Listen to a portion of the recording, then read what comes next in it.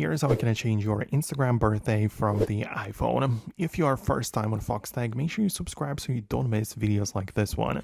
So of course you open up the app, make sure you are in your profile and everything, and you essentially get into your profile. As I said, tap on the three lines in the top right, and you want to proceed to the accounts center because the three lines will get you to the settings. You can change whatever, but when you go to the accounts center, which should be at the top of the list in here, you can manage your accounts and everything, but I want you to tap on the personal details here.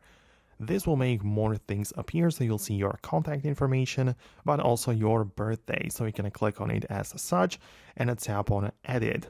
The editing tools let you just normally set the date, so you can switch it to something else.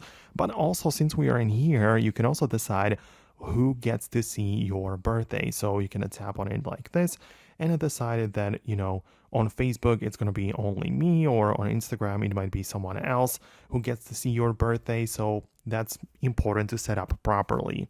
Now, that would be about it. I really hope that I could help you out with it.